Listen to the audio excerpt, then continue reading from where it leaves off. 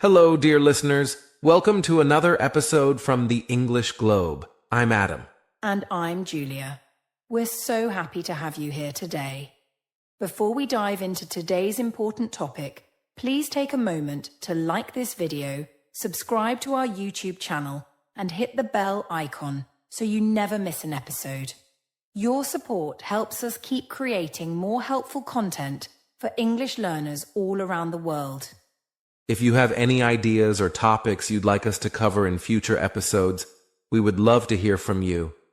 Just leave a comment below and share your thoughts. Maybe you want a podcast about the European Union, global trade, or even world history. Your comments really help us grow and improve, and we always try to include your suggestions in future content. Today's episode is both fascinating and important. We're going to explore the global rivalry between two of the world's most powerful nations, the United States of America and the Russian Federation. Our topic is USA versus Russia, power, politics, and global influence. It's a complex subject, and we promise to explore it with facts, balance, and clarity. This podcast is not about choosing sides.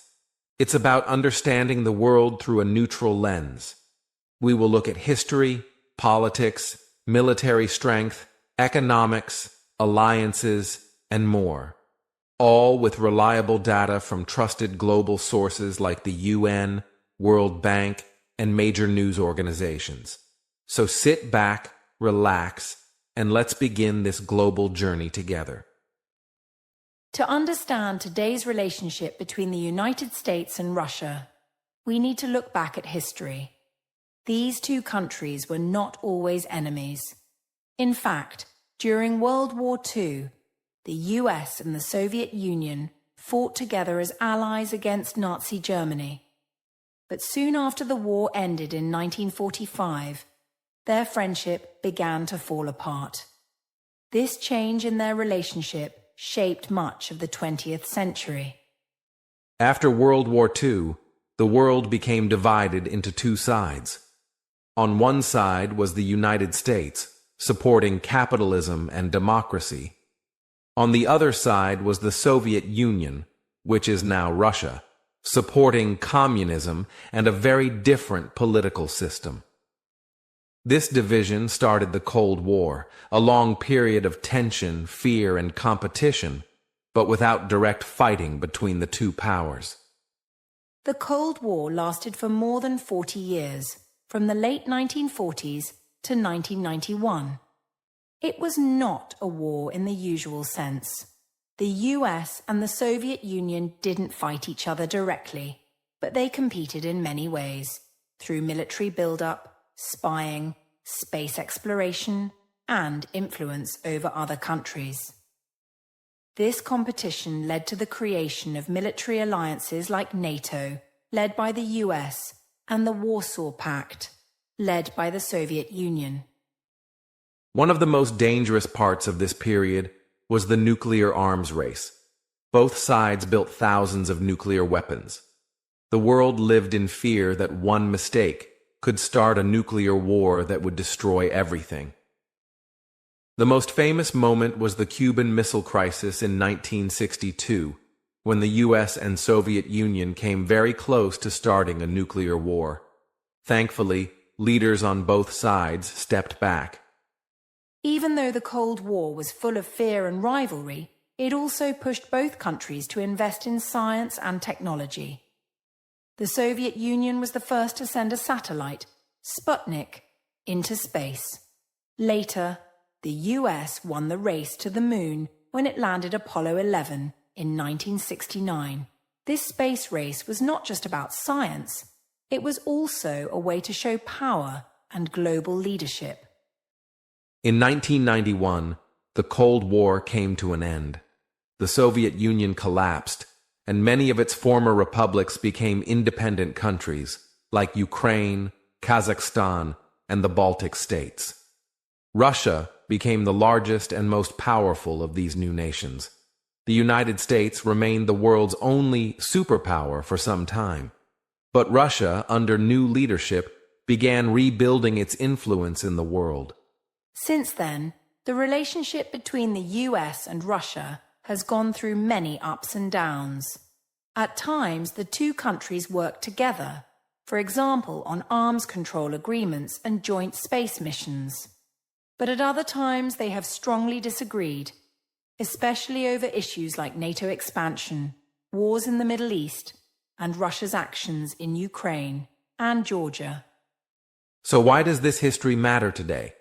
Because the Cold War left deep scars, mistrust, and competition that still influence world politics. Even though the Cold War is over, the power struggle between the US and Russia continues in new ways. In the next section, we will explore the political systems of these two nations and how their leadership styles impact their decisions on the global stage. And don't worry if some of these names and events are new to you. We're here to explain everything step by step. If you're enjoying the podcast so far, remember to like the video, subscribe to the English Globe, and share your thoughts in the comments. Now let's move into section 3, politics and government structure.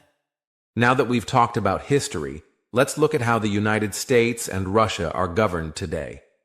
Understanding their political systems helps us see how decisions are made in each country and why their leaders act the way they do. While both are large and powerful nations, their governments are built on very different foundations with different values and goals. Let's begin with the United States. The US is a federal constitutional republic, which means that power is shared between the national government and individual states. It has 3 main branches of government: the executive, led by the president, the legislative, Congress, and the judicial, the court system. Each branch has checks and balances so that no one part becomes too powerful. The President of the U.S. is elected every 4 years through a national vote. The current president is Joe Biden, who represents the Democratic Party. The U.S. political system encourages free speech, open elections, and public debate.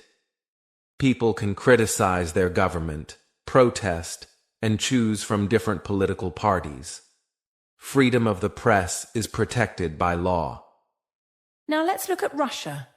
Russia is also a federal republic, but with a different structure. It's often described as a semi-presidential system where the president has a very strong role. The current president is Vladimir Putin, who has been in power for over 2 decades. In Russia, the president can serve longer terms than in the US, and recent constitutional changes allow him to stay in power until 2036. While Russia has a parliament and a prime minister, most power is held by the president.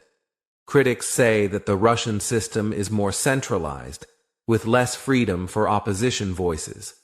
Media is more controlled by the state, and independent journalists often face pressure. Elections are held, but international observers have raised concerns about fairness and transparency in recent years. So, in simple terms, the US government is more open and divided among different groups, while the Russian government is more concentrated around one leader. This difference affects how each country makes decisions, how citizens participate, and how each nation is seen by the rest of the world. It's also important to note that these systems affect their foreign policies. The U.S. often promotes democracy and human rights in its international relations. Russia, on the other hand, focuses more on maintaining its own national interests and stability, often pushing back against Western influence. Another key difference is how the two countries treat opposition. In the United States, political opponents often debate openly in the media, and peaceful protests are allowed. In Russia, opposition leaders like Alexei Navalny have faced arrest and legal pressure. Critics say this shows a lack